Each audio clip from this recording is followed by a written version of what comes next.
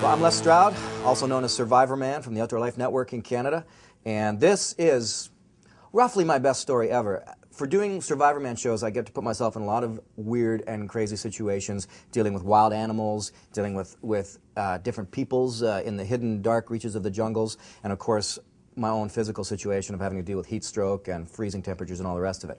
But probably my best story out there, out in the wilderness where I do my thing, happened a long time ago, pre-doing Survivor Man shows. I was in Algonquin Park in Northern Ontario, and I was looking for a place to do a survival teaching weekend.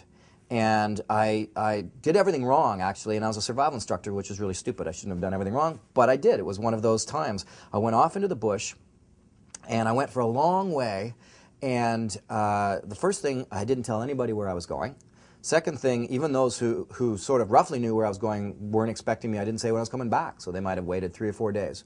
And I didn't tell anybody at the spot where I was going. So I ended up in the middle of Algonquin Park, way off in nowhere land there, off the canoe trails, in a swamp. And I hiked out, great spot, found what I was looking for. This is going to be great. I can build shelters. I can show people what I need to show them. So on the way back, I'm walking back along, and I'm in this clearing, this swampy clearing area. And I'm just sort of trudging along, everything's beautiful. And I look over, and there was a big, beautiful cow moose, a female moose. And she's just munching away on grass. She didn't take off, which is really, really, I should have clued into that right away, because that's rare. She should have taken off like a shot. But she didn't. She just stood there. Big cow moose. So I just watched her for a while, took in the moment, and then thought, wow, what have I got to lose? So I thought, well, I'm going to do a call and just sort of see how she reacts, because I'm assuming she'll take off. So I thought, well, I won't do a bull call, because if I do a bull call, it was, oh, I didn't mention, this was September, which is the rutting season, the season of love for the moose. And this means that at this time of year, my opinion is that the male moose in full antler, full rut, is the most dangerous animal on the planet, certainly in North America. Very deadly, very dangerous, full of rage, they don't know what they're doing. So I thought, well, I won't do a bull call, because if I do a bull call, then the likely case scenario is I might attract a bull in, and I don't want that. So I thought, well, I'll just do a cow call, because she's not going to get mad at me or react. She's just probably going to take off, but I want to practice my call. So I do a cow call, which is like this.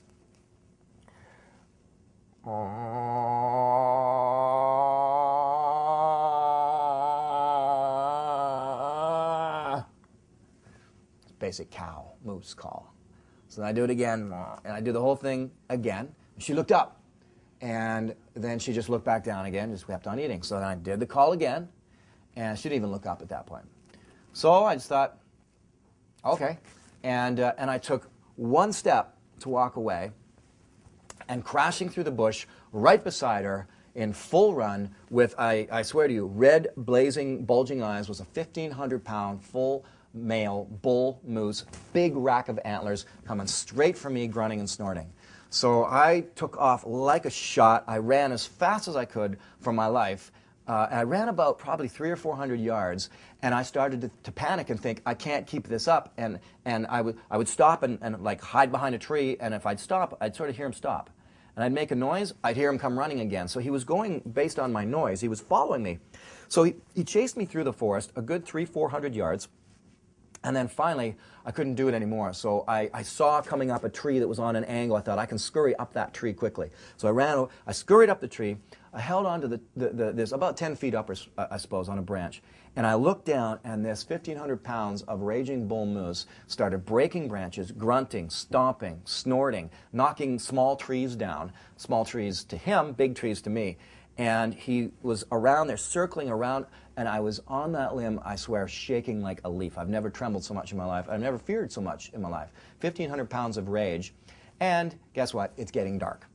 So here I am way in the middle of nowhere, stuck up this tree, and it's starting to get dark, and I thought quickly, you know, I can't stay. If I stay in this tree, I'm out here for the night, and this is not a good thing. So at one point, he was off a little bit, and I jumped down out of the tree.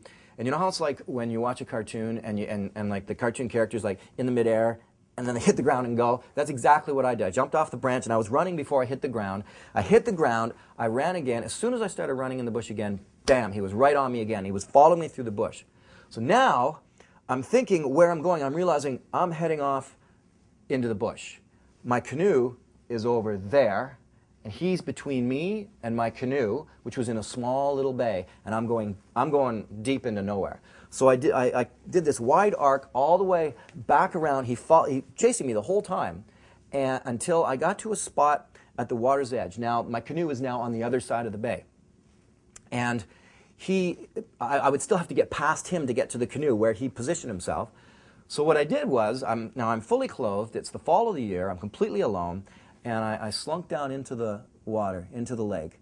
And when I got into the water, I was able to be quiet. And as soon as I got quiet, I noticed, and I started to move away. He wasn't following me anymore. It was really surreal because at one point I was like going along through the water with my head above the water, and there's like a bird on a branch, and I'm like 4 inches away from the bird going by. It's like looking at me as I go by, and I just got through the water. I finally got up past him. I got up out of the water.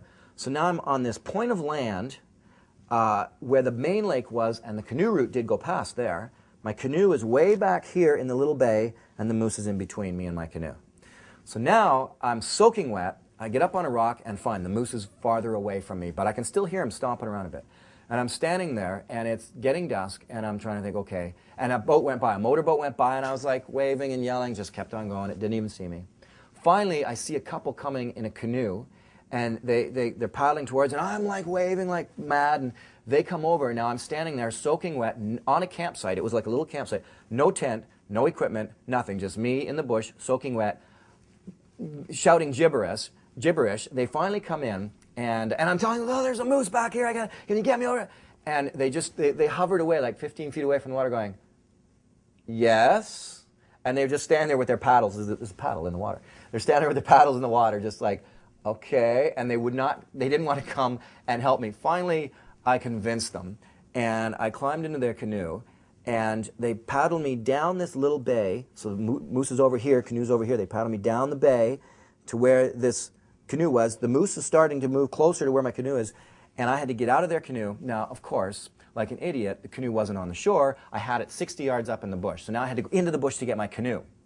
So I get off of their canoe, and I swear I did that 60 yards there and back with the canoe in probably 2 seconds. I went out, I grabbed the canoe, I'm dragging it through. I get in the water, I splash in, and I paddle home to safety. And that, I think, is one of my best wilderness stories ever. And I'm Les Stroud, and keep watching more Survival.